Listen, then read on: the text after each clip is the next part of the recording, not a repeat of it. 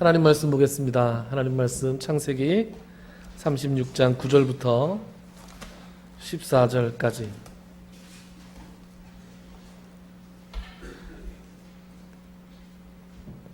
창세기 36장 9절부터 14절까지. 제가 읽겠습니다. 세일산에 있는 에돔 족속의 조상 에서의 족보는 이러하고 그 자손의 이름은 이러하니라. 에서의 아내 아다의 아들은 엘리바스요, 에서의 아내 바스맛의 아들은 루엘이며, 엘리바스의 아들들은 대만과 오말과 스보와 가담과 그나스요. 에서의 아들 엘리바스의 첩 딥나는 아말렉을 엘리바스에게 낳았으니 이들은 에서의 아내 아다의 자손이며, 루엘의 아들들은 나핫과 세라와 삼마와 미사니 이들은 에서의 아내 바스맛의 자손이며, 시브온의 손녀 아나의 딸 에서의 아내 오홀리바마의 아들들은 이러하니 그가 여우수와 알람과 고라를 에서에게 낳았더라. 아멘. 창세기 35장을 끝내고 36장을 설교할 차례가 되었을 때 사실 좀 앞이 캄캄했어요. 야, 이거 인기도 없는 족보 중에서 예수 그리스도의 족보도 아니고 아브라함의 족보도 아니고 에서의 족보 가지고 어떻게 설교를 할까? 건너뛸까? 그랬는데 꼭꼭 씹으면서 기도할 때마다 이걸 몇 번에 나눠서 해볼까? 이런 생각이 들 정도로 하나님께서 많은 은혜를 주시는 것을 제가 경험합니다. 그래서 오늘 장로님께서 기도하시면서 설교자를 위해서 간절히 기도해 주셨는데, 여러분 주중에 기도하실 때도 설교자를 위해서 꼭 기도해 주십시오. 어려울 때가 많습니다. 어렵고 힘들고 이거 어떻게 하나 깝깝하다 이럴 때가 참 많습니다. 그런데 그럴 때마다 기도하고 여러분들께 또 기도를 부탁드리고 하면 하나님께서 어느 날 저렇게 뭘 주셔서 김 목사 요번에는 요거 가서 전해라, 그렇게 마치 들려주시는 것처럼 그런 것들을 좀 경험하곤 합니다. 오늘은 사람 이름이 이렇게 잔뜩 있는데 무슨 얘기를 하려고 그러냐. 특별히 오늘 눈에 번쩍 뜨이는 이름이 하나 있어요. 12절 봅시다. 12절에 보면 이런 이름이 나와요. 에서의 아들 엘리바스의 첩 딥나는 아말렉을 엘리바스에게 낳았다 그랬습니다. 동그라미 한번 쳐보죠. 아말렉. 이 아말렉이 아주 이게 왼수덩어리입니다. 오늘 아말렉에 대해서 좀 쭉 살펴보고 갈 텐데요.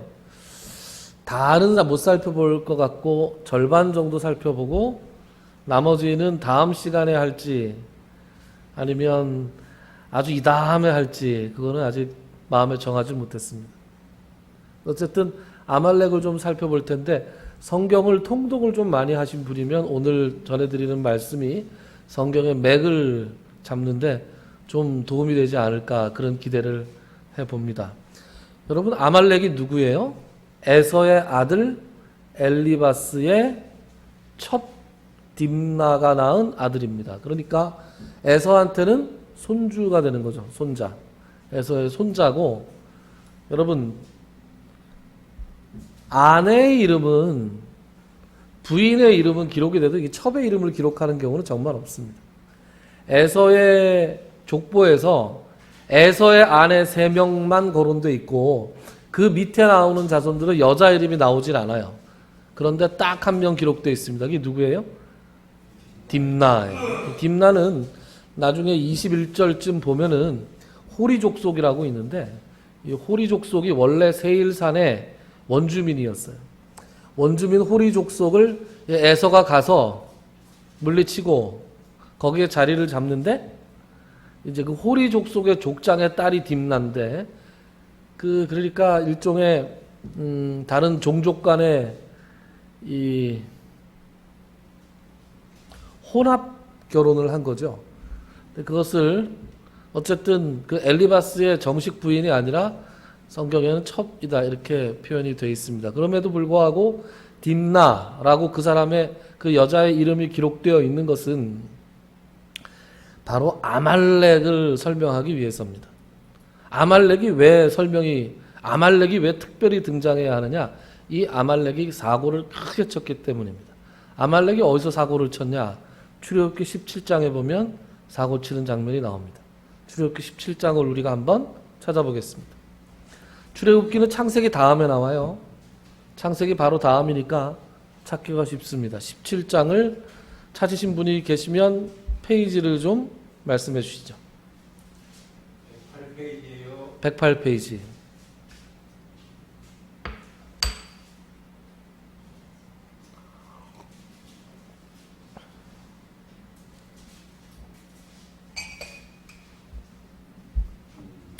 출애굽기 17장 8절부터 16절까지의 말씀을 제가 한 절 한 절 읽으면서 해설을 좀 해드릴까 합니다. 8절 다 같이 한번 읽어볼까요? 8절 시작. 그때에 아말렉이 와서 이스라엘과 르비딤에서 싸우니라. 8절 말씀을 딱 보는데 밑도 끝도 없이 아말렉이 탁 등장합니다. 여러분 제가 그런 말씀 드린 적 있죠? 창세기부터 신명기까지는 모세가 쓴 책인데 그 모세가 썼을 때 모세가 쓴 글의 최초의 독자가 누구였겠느냐? 최초의 독자는 출애굽한 이스라엘 백성들이겠죠? 그럼 출애굽을 한 이스라엘 백성들에게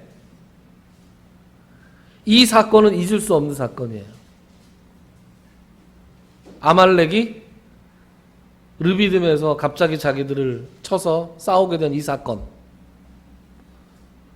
그래서 창세기의 에서의 족보를 읽으면서 아말렉이 특별히 나오는 거예요. 그리고 아말렉, 오늘 우리 본문에 36장에 나오는 36장 12절에 나오는 아말렉의 이름을 딱 보면서 이스라엘 백성들이 그걸 읽으면서 무슨 생각이 들었겠어요? 요놈이구나. 예? 아, 그때 우리한테 이렇게 했던 놈이 요놈이구나, 바로 요놈. 이런 이제 생각을 하게 되는 것이죠. 그런 것 때문에 지금 36장에 이렇게 특별히 언급이 돼 있는 것이에요. 그래서 뭐야, 에서의 손주였어? 아, 우리하고 이렇게 친척벌 되는 놈이 우리한테 그렇게 한 거야?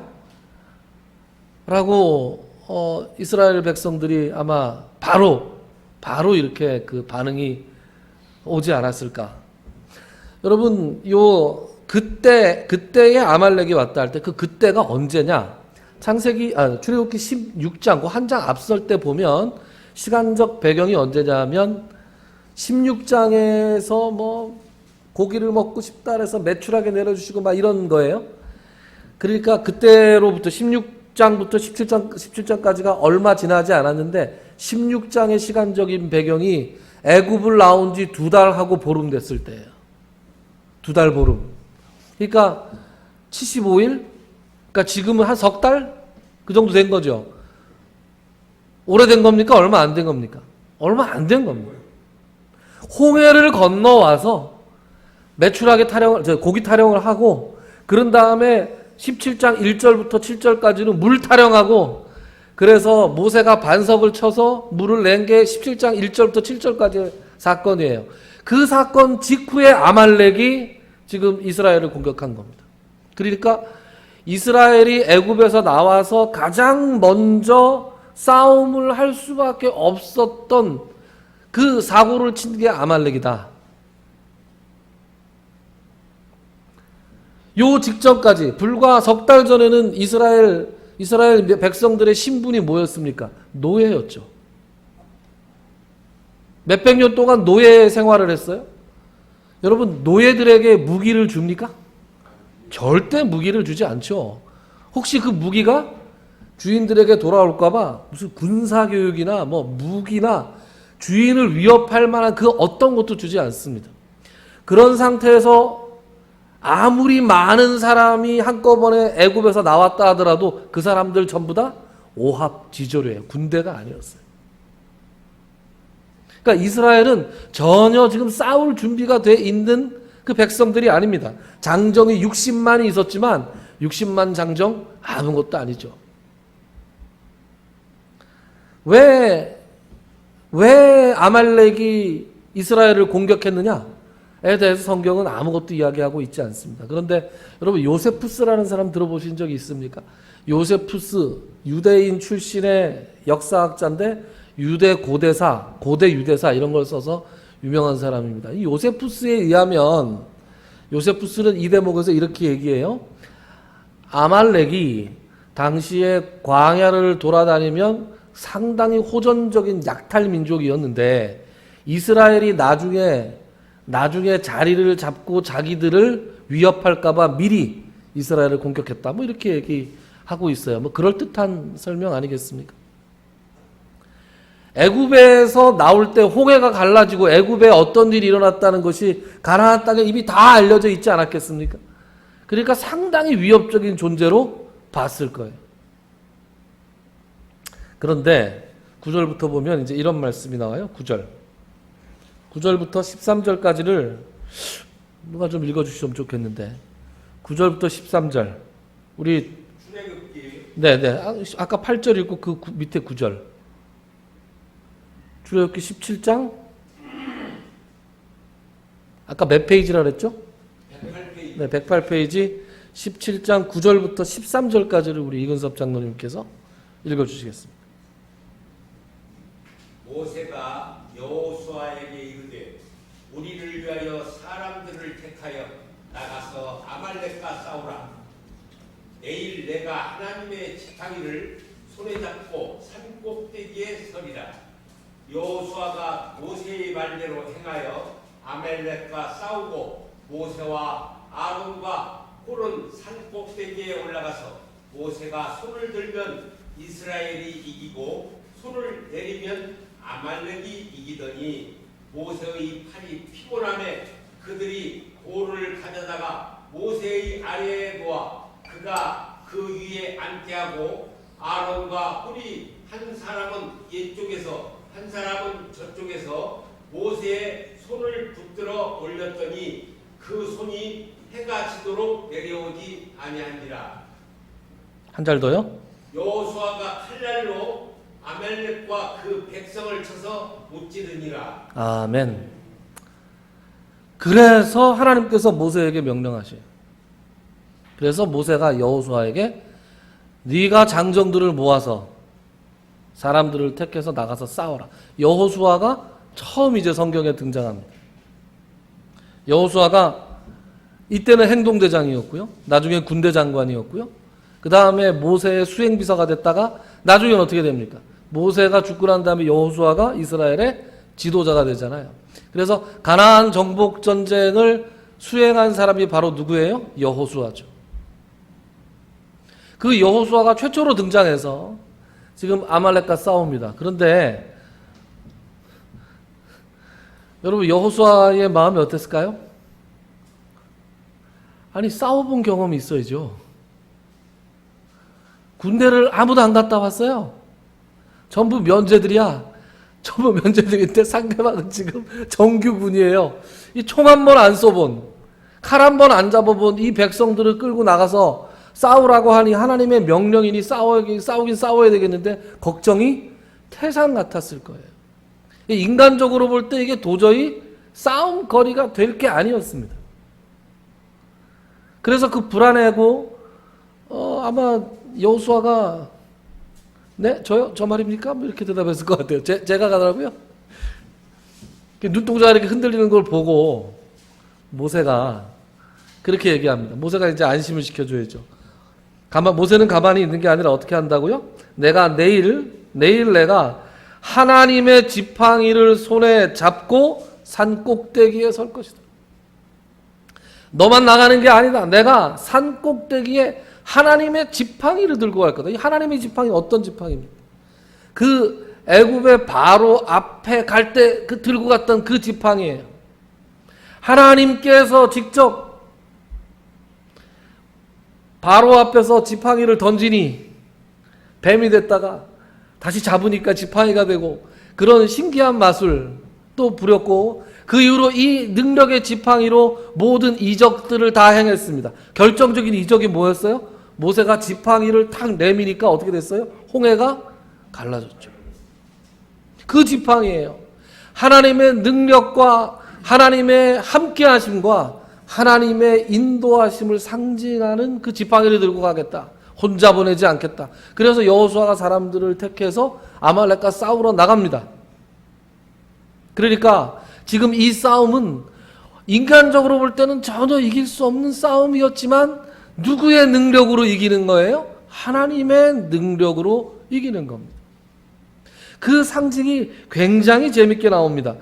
아말렉과 싸우는데 산꼭대기에 이렇게 지팡이를 들고 올라가서 하나님을 향해서 이렇게 손을 들었단 말이에요. 그런데 가만히 보니까 손이 내려가면 우리가 지고 손을 들면은 이기는 거예요. 그래서 계속해서 이 손을 들고 있게 해야 되겠다. 그래서 어떻게 했다고요? 밑에다가 돌을 쭉 받쳐가지고 이렇게 놓고 그 옆에서 이것도 이렇게 모세 나이가 지금 80이 넘었지만 어쨌든 이걸 어떻게 하루 종일 들고 있어요. 나중에 감각이 없을 거라고요. 그리고 여기 돌을 올려놓더라도 이것도 계속 이렇게 올려놓는 게 쉽습니까? 어렵죠. 그 옆에서 아론은 누구예요? 아론 누굽니까? 모세의 형이었죠. 훌은 누굽니까? 훌은 논쟁의 여지가 좀 있는데 훌은 모세의 누이 미리암의 남편이에요. 그렇게 양쪽에서 이렇게 들고 모세의 팔이 해가 질 때까지 내려가지 않도록. 그래서 이 싸움이 이스라엘 백성들의 능력이 아니라 하나님의 능력으로 이긴 싸움이라는 것을 분명히 하면서 그 싸움에서 이스라엘 백성이 아말렉을 물리칠 수 있도록 하셨어요. 그래서 14절 제가 읽겠습니다. 여호와께서 모세에게 이르시되 이것을 책에 기록하여 기념하게 하고 여호수아의 귀에 외워 들리라. 내가 아말렉을 없이 하여 천하에서 기억도 못하게 하리라. 굉장히 강력한 말씀이죠. 기록하고 기념해라.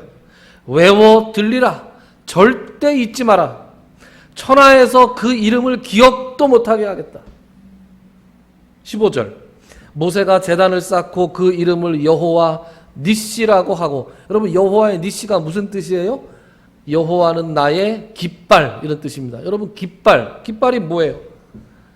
이렇게 세워놓으면 여러분 깃발이 딱 서면 어디로 가야 돼요?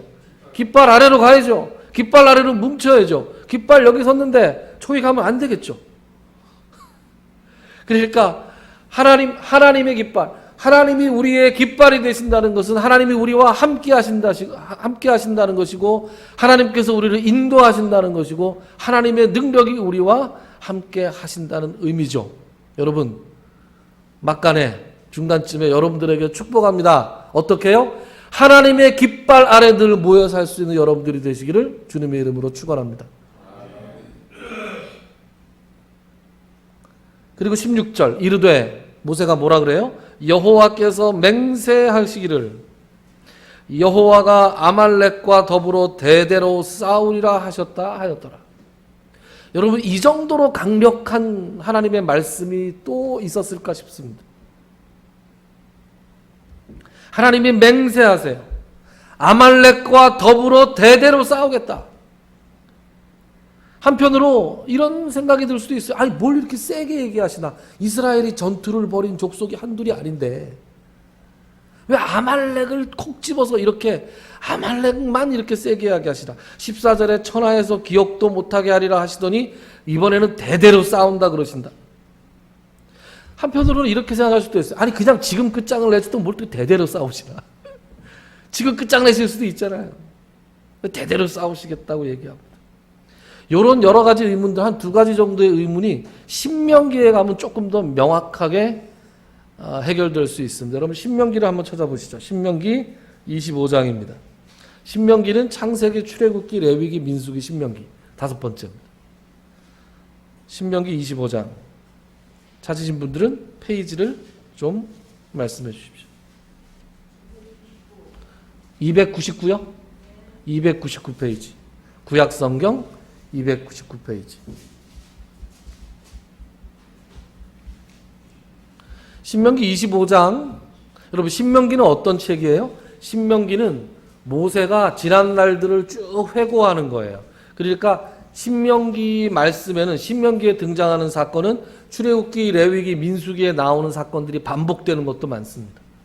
그리고 그 사건의 의미를 모세가 좀 밝혀주는 것도 있고요. 그리고 이것은 또한 한편으로 모세의 유언이기도 합니다. 자, 신명기 말씀이 그런 말씀인데 25장 17절부터 19절까지를 우리 석 집사님이 좀 읽어주시죠. 너희는 애굽에서 나오는 길에 아말렉이 내게 행한 일을 기억하라. 곧 그들이 너를 길에서 만나 네가 피곤할 때에 네 뒤에 떨어진 약한 자들을 쳤고 하나님을 두려워하지 아니하였느니라. 그러므로 네 하나님 여호와께서 내게 기업으로 주어 차지하게 하시는 땅에서 네 하나님 여호와께서 사방에 있는 모든 적군으로부터 내게 안식을 주실 때에 너는 천하에서 아말렉에 대한 기억을 지워버리라. 너는 잊지 말지니라. 아멘. 여러분 여기 또 반복되고 있죠. 17절 뭐라고 돼요? 기억하라, 기억하라. 또 나와요. 19절 맨 마지막에 어떻게 마무리돼요? 너는 잊지 말아라. 아주 그냥 두 번, 세 번 못을 꽝꽝꽝 박으시는 거예요. 18절에 보면 하나님이 왜 이렇게 아말렉에게 분노하셨는가 하는 이유가 나옵니다. 첫 번째는 그들이 너를 길에서 만나 네가 피곤할 때에 내 뒤에 떨어진 약한 자들을 쳤다. 여러분 저기 혹시 아저씨라는 영화 보셨습니까? 아저씨? 못 봤는데요. 어머 못 보셨어요? 그 TBS도 많이 해주는 그 잘생긴 원빈, 저보다 조금 잘생긴 원빈. 그 이후로 이 양반이 영화를 안 찍어요. 근데 아저씨라는 영화 혹시 보셨으면 뭐 안 보셔도 상관없어요. 이게 대부분의 액션 영화들이 말이죠. 액션 영화들이 주인공이 막 어마어마하게 일당백쯤하는 그런 그 격투가인데 아저씨 경우는 이런 거예요. 삶의 의미를 다 잃었어요. 자기 아이를 가지고 있던 아내가 어느 날 그 나쁜 놈들한테 이렇게 죽임을 당하는 바람에 그때부터 삶의 의욕을 잃고 아주 구석진 곳에서 전당포를 하면서 살아가는데 그 사람의 그 전투 본능을 깨우는 게 있습니다. 그 사람이 아무한테도 관심이 없고 도무지 누구하고도 머리도 막 그냥 될 대로 해가지고 막 그 잘생긴 얼굴이, 하긴 그 원빈은 머리를 길러도 잘생기고 머리를 깎아도 잘생기고 뭐 어떻게도 잘생기긴 했습니다만 어쨌든 그렇게 삶의 의욕을 잃고 살아가다가 그 전당포에 놀러 오던 꼬맹이가 위험을 당하게 됐어요. 나쁜 놈들한테 납치가 됐어요. 그러자 갑자기 이 분노가 확 솟구치면서 그 아이를 위해서 목숨을 걸고 나쁜 놈들하고 싸웁니다. 나쁜 놈들의 특징, 약한 사람을 공격해요. 주인공들은 약한 사람을 공격 안 하잖아요. 근데 나쁜 놈들은 꼭 싸우다가 안 되면 꼭 여자나 아이들을 탁 붙들고 목에다 칼을 딱 들이대고 다가오면 죽여라든가 이렇게 해서, 그리고 씩 웃으면서, 그래서 보는 사람이나 주인공이 머리에 뚜껑이 확 열리게 만드는 거죠. 아말렉이 했던 짓이 딱 이거예요. 지금 이스라엘은 그 자체로 굉장히 약한 존재잖아요. 이제 나온 지 90일도 안 된 아주 그냥 오합지졸에 불과하던 전혀 싸울 준비가 안 돼 있는 그런 백성이었는데 그 중에서도 뒤에 떨어져 있는 약한 자들, 여러분 행군을 하다 보면 200만 명이 쭉 걸어가는데 어떤 사람이 뒤에 처지겠어요? 노인들, 그죠? 어린아이들, 병든 사람들. 요것들을 아말렉이 정규 군대가 와서 그 이스라엘 백성 뒤를 쳤다는 거예요. 마치 어린아이를 납치한 것처럼. 그래서 하나님께서 거기서 분노하시는 거예요. 이 자식들 어떻게 이럴 수가 있나. 더군다나 우리가 지난 시간에 살펴본 것처럼 에서의 자손인 에돔 족속, 그리고 롯의 자손인 모압과 암몬 족속은 하나님이 좀 특별히 대우하셨잖아요. 그들과 절대로 다투지 마라, 그렇게 명령하셨잖아요. 그러니까 하나님 눈에 에서의 자손과 롯의 자손들은 이스라엘 자손과 형제라고 생각하셨기 때문에 다른 가나안 족속과는 전혀 다르게 취급하셨단 말이에요. 그런데 아말렉도 비록 뭐 첩의 소생이긴 하지만 어쨌든 에서의 피를 받은 족속이잖아요. 어떻게 형제가 약해 있는 이스라엘 형제를 그렇게 뒤에서 공격할 수가 있느냐? 하나님께서 거듭 분노하고 계시는 거예요. 하나님의 분노의 농도가 좀 공감이 되십니까? 나를 공격하는 건 참을 수 있어요. 그런데 자식을 건드리는 건 참을 수가 없죠. 그렇지 않습니까? 나를 건드리는 건 참을 수 있는데 내 손주 손녀를 건드리면 참을 수가 없죠. 어떻게 어린아이를, 어떻게 여자를, 어떻게 내 부모를, 건장한 남자라면 다 그렇게 생각할 겁니다. 아말렉이 가장 비겁하게 가장 연약한 자를 뒤에서 공격했다. 그래서 하나님께서 천하에서 그 기억을 없애버릴 것이다. 내가 이 아말렉과 대대로 영원히 싸울 것이다. 이렇게 맹세하고 계시는 겁니다.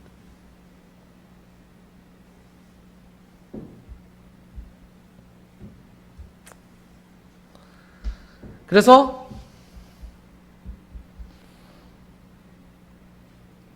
그런데 19절에 보면 이런 말씀이 나오죠. 그러므로 내 하나님 여호와께서 내게 기업으로 주어 차지하시는 땅에서, 이게 어디예요? 가나안 땅이죠. 가나안 땅에서 내 하나님 여호와께서 사방에 있는 모든 적군으로부터 내게 안식을 주실 때, 이때가 언제입니까? 가나안 땅에 가서 주변의 모든 족속들을 물리치고 좀 안정되었을 때, 그때 어떻게 하라고요? 너는 천하에서 아말렉에 대한 기억을 지워버리라, 이렇게 명령하셨어요. 준엄한 명령이죠. 왜 지금이 아니에요? 아직은 이스라엘이 아말렉을 정면으로 칠 만한 그런 군대로 조직이 되지 않았어요. 아직 훈련되지 않은 민족이에요. 그리고 지금 일단 가나안에 가야 돼요. 그러니까 하나님께서 이러시는 게, 오케이, 오늘은 여기까지 하는데 다음에는 가만두지 않겠어. 훗날 너희들을 다 없애버리겠어. 그리고 하나님께서 500년을 기다리세요. 500년을 기다리셔서 바로 이 조건이 충족되었을 때 내 하나님 여호와께서 사방에 있는 모든 적군으로부터 내게 안식을 주실 때, 이때가 언제냐? 사울 왕 때입니다. 사무엘상을 한번 찾아보시죠. 사무엘상 14절. 제가 가진 성경은 431페이지입니다.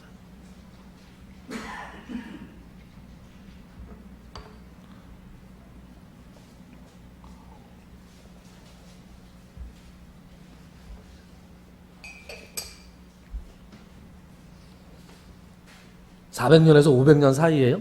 그 정도 세월이 흘렀습니다.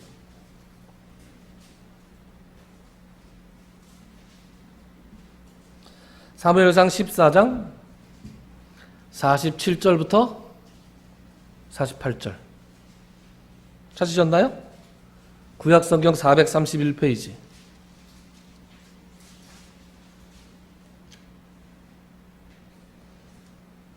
양향봉 목사님 찾으셨으면 좀 읽어주시겠습니까? 47절 48절입니다.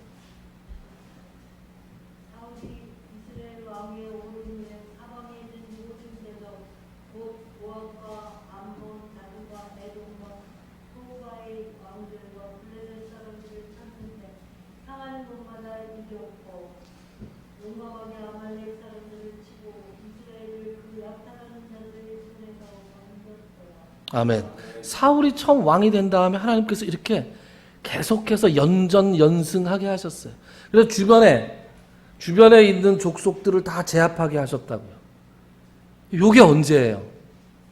아까 신명기 25장 19절에 나와 있던 그때예요. 그래서 하나님이 사무엘을 통해서 이제 사울에게 미션을 주시는 거예요. 그게 15장이에요. 15장 1절부터 8절까지. 제가 읽을까요? 1절부터 3절까지. 1절부터 3절까지 제가 읽겠습니다. 사무엘상 15장. 사무엘이 사울에게 이르되 여호와께서 나를 보내어 왕에게 기름을 부어 그의 백성 이스라엘 위에 왕으로 삼으셨은즉 이제 왕은 여호와의 말씀을 들으소서. 만군의 여호와께서 이같이 말씀하시기를, 이거 정말 직접 명령이에요. 그죠? 말 그대로예요. 입에 딱 넣어주신 거예요. 뭐라고요? 아말렉이 이스라엘에게 행한 일, 곧 애굽에서 나올 때에 길에서 대적한 일로 내가 그들을 벌하노니 지금 가서 아말렉을 쳐서 그들의 모든 소유를 남기지 말고 진멸하되 남녀와 소아와 젖먹는 아이와 우양과 낙타와 나귀를 죽이라 하셨나이다 했어요. 여러분, 진멸이에요. 진멸. 완전히 없애는 거예요. 하나님께서 출애굽기하고 신명기를 통해서 뭘 약속하셨어요? 천하의 그 이름이 기억도 나지 않게 할 것이다. 그 아말렉을 도말할 것이다. 그래서 이제 때가 온 거예요. 그 때가 와서 지금 사울이 받은 이 명령은 주변에 있는 민족들과 전투를 해서 영토를 확장하고 무슨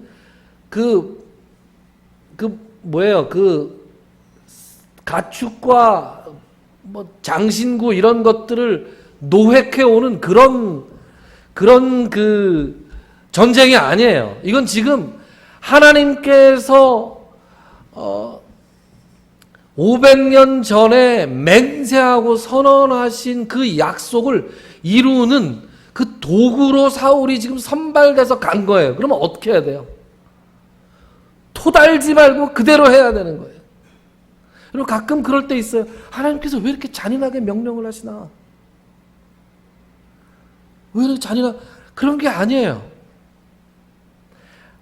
이렇게 생각하자고요.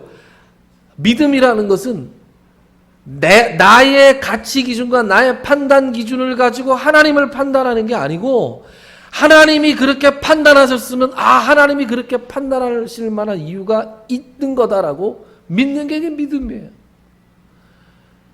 사람이 어떻게 하나님을 판단합니까? 판단은 하나님이 하시는 거죠. 사람은 순종을 하는 거죠. 사울에게 그 미션이 주어졌어요. 그래서 7절부터 8절, 7, 8, 9절 보면 이런 말씀이 나옵니다. 사울이 하윌라에서부터 애굽 앞 술에 이르기까지 아말렉 사람을 치고 아말렉 사람의 왕 아각을 사로잡고, 여러분 이 아각 동그라미하고 기억하세요? 나중에 다음 시간에 또 나옵니다. 아각. 이 아각은 사람 이름이 아니라 아말렉의 왕을 아각이라 그래요. 그러니까 이집트의 왕을 파라오라 그랬죠. 블레셋의 왕을 아비멜락이라 그랬죠. 그것처럼 아말렉의 왕은 아각이에요. 그의 양과 소의 가장 좋은 것 또는 기름진 것과 어린 양과 모든 좋은 것을 남기고 진멸하기를 즐겨 아니하고 가치 없고 하찮은 것은 진멸한다. 그러니까 진멸하라 그랬는데 남겨놓은 게 있다 이런 얘기죠. 첫 번째 뭘 남겨놨어요? 아각, 왕을 산채로 왕을 죽이지 않고 산채로 잡아 끌고 왔어요. 그리고 가축과 이런 것들 중에서, 가축들 중에서 살찌고 좋은 거 있잖아요. A급들은 다 살려가지고 왔어요. 그리고 진멸한 건 나머지 쓸데없는 것들을 진멸했습니다. 여러분 이게 진멸한 겁니까? 안 한 겁니까? 하나님의 명령을 실천한 겁니까? 안 한 겁니까? 안 한 거죠. 그래서 하나님께서는 10절 이렇게 말씀하세요. 하나님께서 사무엘에게 나타나셨어요. 여호와의 말씀이 사무엘에게 임하니라 이르시되 내가 사울을 왕으로 세운 것을 후회하노니 후회한다. 그가 돌이켜서 나를 따르지 아니하며 내 명령을 행하지 아니하였음이니라 하신지라. 사무엘이 근심하여 온 밤을 여호와께 부르짖으니라. 12절 보시죠. 사무엘이 사울을 만나려고 아침에 일찍 일어났더니 어떤 사람이 사무엘에게 말하여 이르되 사울이 갈멜에 이르러 자기를 위하여 기념비를 세우고, 이 사울 하는 짓 보세요. 기념비를 세우고 발길을 돌려 길갈로 내려갔다 하는지라. 기가 막히는 거예요. 하나님이 하라는 짓은 잘 안 하고, 여러분 왕을 왜 잡아가지고 왔겠어요? 왕을 안 죽이고. 지금 개선을 해야 되잖아요. 내가 전쟁에서 이겼다. 왕을 목을 감고 팔다리를 칭칭 감아가지고 옷을 벗기고 때리면서 그 아각을 희롱하면서 자기가 얼마나 전쟁에서 대단한 일을 했는가 사람들의 칭송을 받고 싶은 거 아닙니까 지금. 그리고 좋은 거 왜 가지고 왔겠어요? 자기도 가지고 사람들 나눠주고 사울이 최고다 이런 소리를 지금 듣고 싶은 거 아닙니까? 승리를 하나님께서 주셨고 미션도 하나님께서 주셨는데 지금 자기의 이름을 높이는 기념비 세우는 일에 사울이 집중하고 있다는데 참으로 안타까울 따름.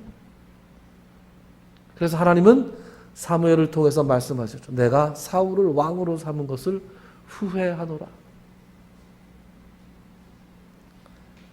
그래서 결국은 사무엘과 사울이 만납니다. 13절 뒤쪽에 보면 내가 여호와의 명령을 행하였나이다. 사무엘을 보자마자 인사합니다. 아이고 안녕하십니까? 아이고 잘 지내셨습니까? 제가 여호와의 명령을 하나님의 명령을 잘 행했습니다. 이렇게 얘기하는 거예요. 그랬더니 14절 사무엘이 되묻습니다. 사무엘이 이르되 그러면 내 귀에 들려오는 이 양의 소리와 내게 들리는 소의 소리는 어찌 됨이니? 진멸했다고 하는데 지금 음매하는 소리가 왜 납니까? 15절 사울이 이르되 그것은 무리가 펜이 있으면 무리에 동그라미 해보세요. 무리가 아말렉 사람에게서 끌어온 것인데 자기가 끌어온 게 아니라 이거예요. 백성들이 끌어왔다. 백성이 당신의 하나님 여호와께 우리 하나님이 아니에요.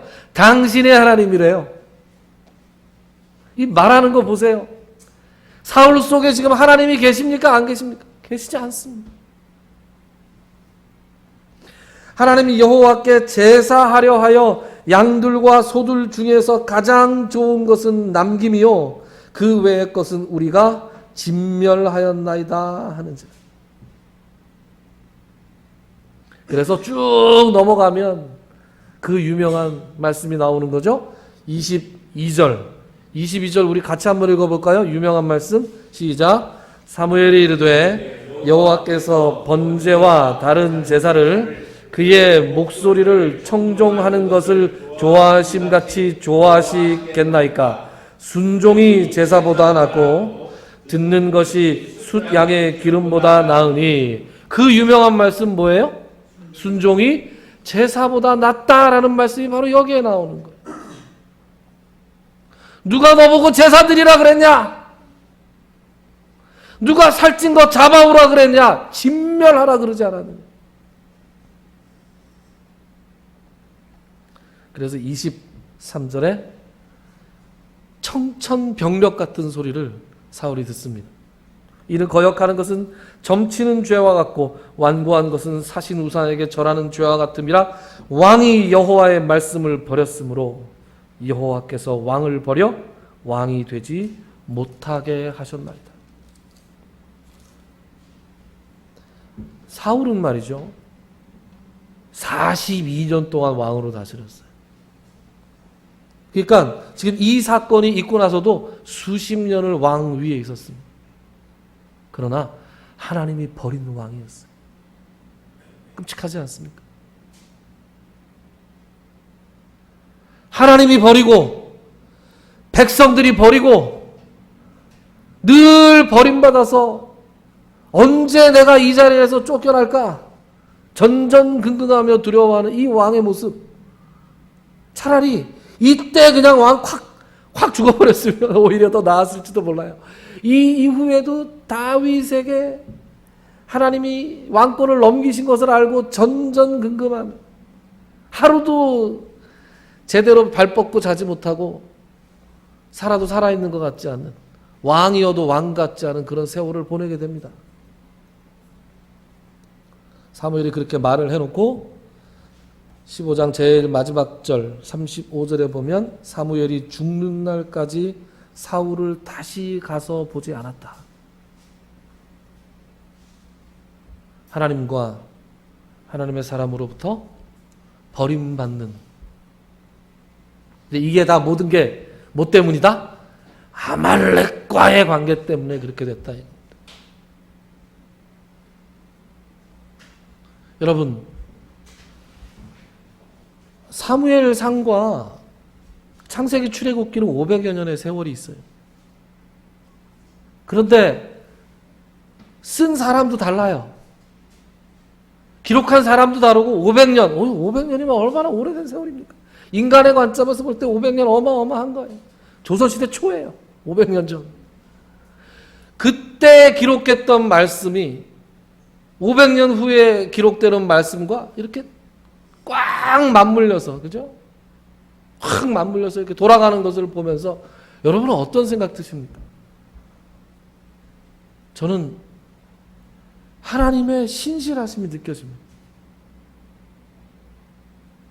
여러분, 우리 하나님 얼마나 신실하신 분이십니까? 사람은 잊어버려요. 그러나 하나님 잊어버리지 않습니다. 사람은 기억하지 못할 때 있습니다. 그러나 하나님은 늘 기억하십니다. 그리고 그것을 단 한순간도 잊지 않고 500여 년의 세월 동안 기다리시다가 드디어 때가 되었을 때 하나님은 당신의 백성들을 향한 행보를 하시는 겁니다. 특별히 은혜로운 것은 하나님께서는 하나님의 백성을 향한 어떤 일들을 자기에게 행한 일들로 받아주신다는 겁니다. 하나님은 하나님의 백성들에게 누군가 해코지를 하잖아요. 당신에게 해코지한 것으로 받아들이십니다. 하나님은 세상에 있는 어떤 약한 자, 연약한 자, 불쌍한 사람, 이런 사람들에게 대하는 것을 그 사람들에게 잘해주면 당신에게 잘해주는 것으로 받으시고, 그 사람들에게 잘 못하면 당신에게 잘 못하는 것으로 받으세요. 그래서 하나님은 그들이 신명기 25장에 어떤 말씀이 나와요? 제가 아까 잠깐 살짝 넘어갔지만 신명기 25장에 어떤 말씀이 나오느냐? 그들이 약한 자들을 쳤고 하나님을 두려워하지 않았다. 이스라엘 백성들의 약한 자들을 친 것을 그들이 아말렉이 이스라엘을 두려워하지 않은 게 아니라 나 하나님을 두려워하지 않았다. 라고 이스라엘에게 행하는 것을 자기 자신에게 행하는 것으로 받아들이신다는 거예요. 그리고 그것을 결코 놓치지 않고 신실하게 지켜주신다는 겁니다.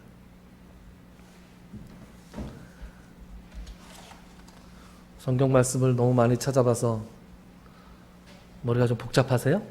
예. 지난 시간에 이어서 우리 여기서 김원규 목사 왜 그래? 왜 이렇게 성경을 많이 찾아?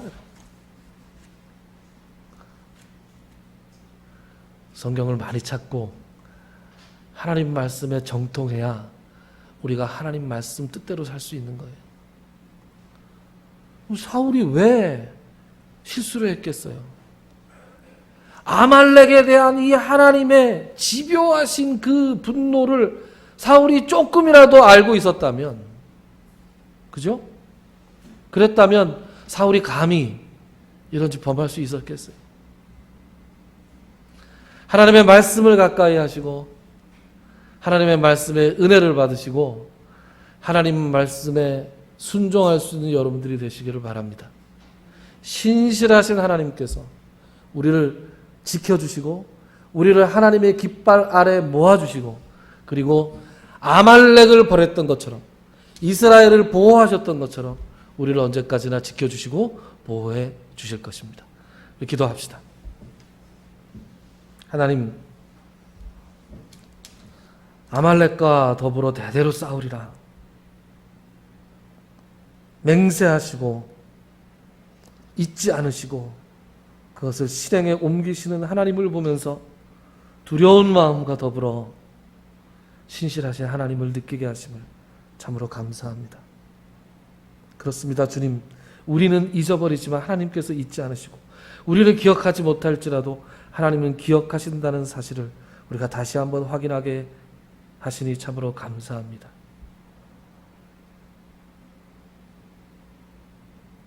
오늘도 잊지 않고 우리를 향한 하나님의 사랑을, 우리를 향한 하나님의 섭리와 계획을 실행하시기 위해서 늘 기억하고 우리 일하고 계시는 하나님을 찬양하며 예수님의 이름으로 기도드리옵나이다. 아멘. 우리 찬송가 331장 함께 하겠습니다.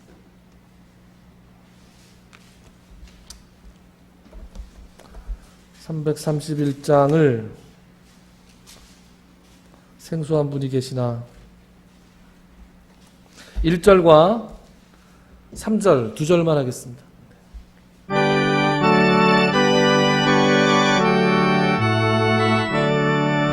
영광을 받으신 만유의 주여 우리가 명령을 따르리다.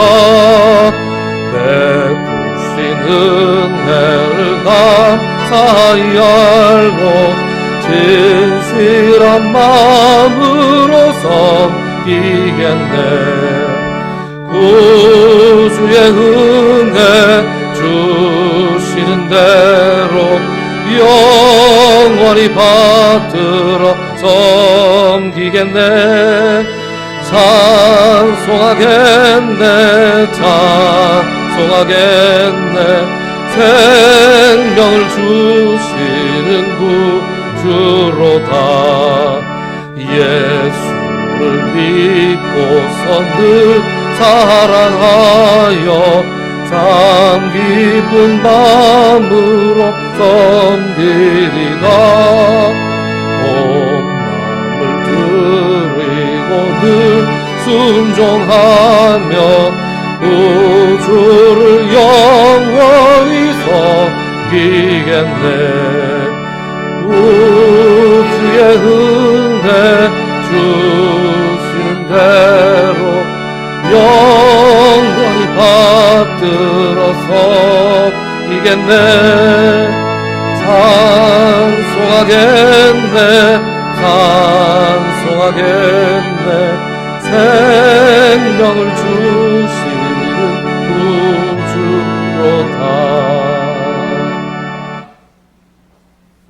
이제는 우리 주 예수 그리스도의 무한하신 은혜와 하나님 아버지의 지극하신 사랑하심과 성령님의 감동, 감화, 교통, 치유하시는 역사가 오늘 이 자리에서와 또 영상을 통해서 예배드리는 모든 성도님들 머리 위에와 그들의 가정과 그들이 행하는 모든 사역 위에, 특별히 그들의 환부 위에 이제로 영원토록 함께 있을지어다.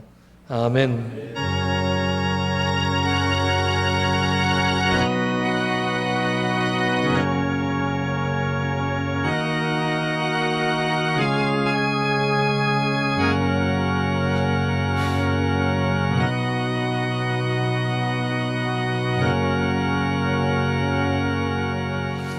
네, 예배 마쳤습니다. 감사합니다.